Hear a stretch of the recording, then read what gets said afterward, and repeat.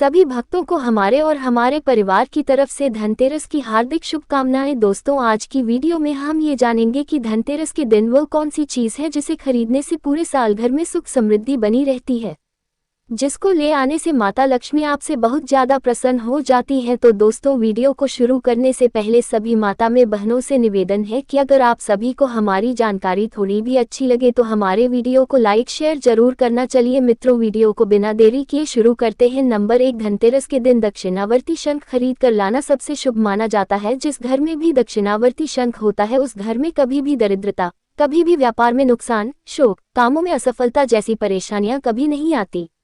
इसके अलावा जिनके जीवन में जो कष्ट है उनका निवारण भी जल्दी ही हो जाता है। दक्षिणावर्ती शंख को अगर अभिमंत्रित करके तिजोरी या फिर दुकान के गल्ले में रखा जाए और उसमें हर दिन नियम से धूप दीप जलाया जाए तो वहां इसका शुभ प्रभाव बना रहता है। शंख सिर्फ माता लक्ष्मी को ही प्रिय नहीं है बल्कि यह शंख भगवान विष्णु को भी विशेष प्रिय है। इसीलिए भगवान विष्णु अपने हाथ में शंख भी धारण करते हैं और जिस घर में ये शंख होता है उसे घर में माता लक्ष्मी का वास हमेशा बना रहता है।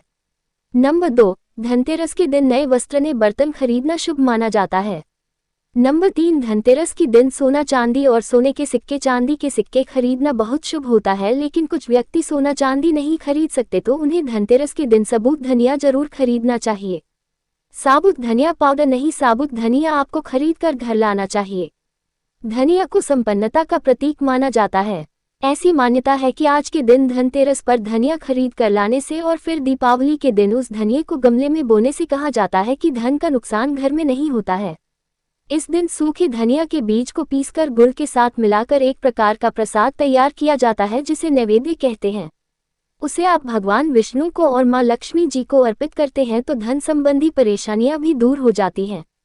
अगर बहुत ज्यादा कर्ज लेने की स्थिति परिवार में बनी रहती हो तो ऐसी दशा में जिस भी स्थान पर आप धन रखते हैं, धनतेरस के दिन साबुत धनिये की पूजा करके मां लक्ष्मी जी को अर्पित किए गए धनिये के बीजों में से कुछ बीज आपको अपने घर की तिजोरी में या जहां पर भी आप धन रखते हैं, चाहे आप अपने घर में जहां पर भी आप दुकान वगैरह आपकी हो वहां पर गल्ले में भी आप धनिये के कुछ बीज रख सकते हैं और पूरे साल तक उन बीजों को रखना चाहिए। ऐसे करने से माता लक्ष्मी का आशीर्वाद आप पर बना रहता है। नंबर 4, मिट्टी के दीपक। आप यदि कुछ भी लाने की स्थिति में नहीं है तो ऐसे में आज के दिन कम से कम 5 दीपक तो मिट्टी के आपको खरीद कर घर लाने चाहिए। मिट्टी की जो भी सामग्री होती है, चाहे वह मिट्टी के बर्तन हो, मिट्टी का दीपक हो, मिट्टी का कलश हो, वह हमारे सनातन धर्म में बहुत पवित्र माना जाता है। मिट्टी को बहुत ही शुभ वस्तु माना जाता है। इसलिए आज के दिन आप दीपक खरीद कर लाएं और उन नए दीपकों को आप कुछ देर पानी में डुबो कर रखें। उसके बाद शाम की पूजा आपको इन दीपकों से अवश्य करनी चाहिए। मिट्टी के दीपक कोई भी खरीद कर ला सकता है। जिनके पास रुपए नहीं है, धन आभूषण वाहन नहीं खरीद सकते हैं, ऐसे लोगों को भी आज के दिन मिट्टी के दीपक जरूर खरीद कर लाने चाहिए। अगर आपने पहले से भी दीपक खरीद के रखे हो तब भी कम से कम 5 दीपक आपको धनतेरस के दिन अवश्य ही खरीदने चाहिए। नंबर 5, जो आपको इस दिन अवश्य खरीद कर लाने चाहिए वो है झाड़ू। क्योंकि झाड़ू को माता लक्ष्मी जी का प्रतीक माना जाता है और झाड़ू दरिद्रता दूर करती है, घर से सभी नकारात्मक शक्तियों को दूर करती है। और ध्यान रखना है कि जो भी झाड़ू आप खरीद कर लाएं वह इस दिन प्लास्टिक की झाड़ू ना लाएं।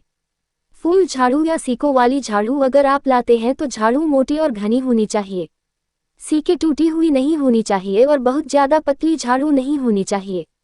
इसलिए आप अगर सही झाड़ू खरीद कर लाते हैं और धनतेरस की शाम को शुभ मुहूर्त में झाड़ू की पूजा करके झाड़ू के हैंडल पर आप सूत लपेटते हैं, 7 बार सूत लपेटकर उस पर 3 गांठें लगाते हैं और मां लक्ष्मी जी से प्रार्थना करते हैं कि आपके घर की सारी गरीबी, सारी दरिद्रता, सारा आर्थिक अभाव जो भी है वह दूर हो जाए और मां लक्ष्मी जी का आगमन सदा आपके घर में बना रहे।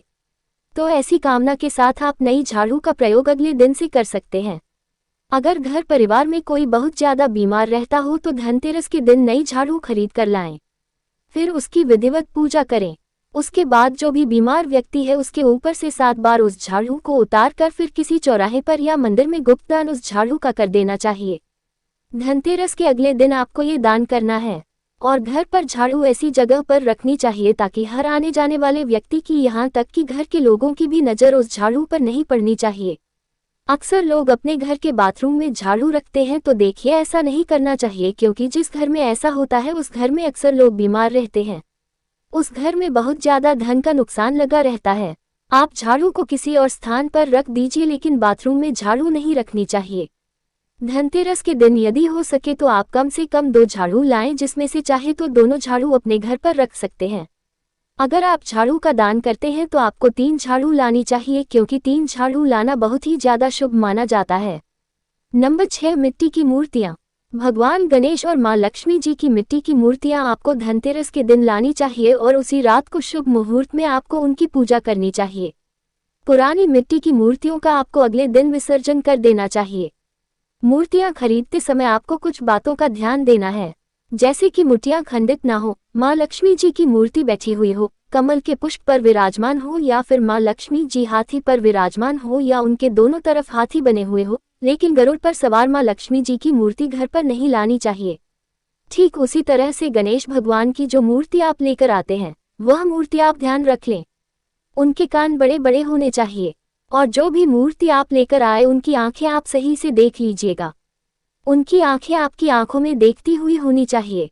आंखें बंद वाली मूर्ति नहीं लानी चाहिए, बहुत ज्यादा खुली हुई आंखें वाली मूर्ति नहीं लानी चाहिए। तो आपको कैसी मूर्ति की स्थापना करनी है?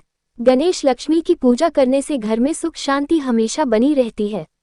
नंबर 7, धनतेरस के दिन नमक को लाना बहुत ही ज्यादा आवश्यक होता है। फिर अगले दिन इस नमक को पानी में डालकर पोछा लगाने से घर की नकारात्मक शक्ति दूर हो जाती है और माता लक्ष्मी का आशीर्वाद भी प्राप्त होता है, क्योंकि जिस घर में साफ सफाई होती है उस घर में माता लक्ष्मी अपना निवास स्थान बनती है। तो मित्रों, अगर आज की जानकारी आप सभी को अच्छी लगी हो तो हमारे कमेंट बॉक्स में माता लक्ष्मी की जय, विष्णु भगवान की जय अवश्य। धन्यवाद।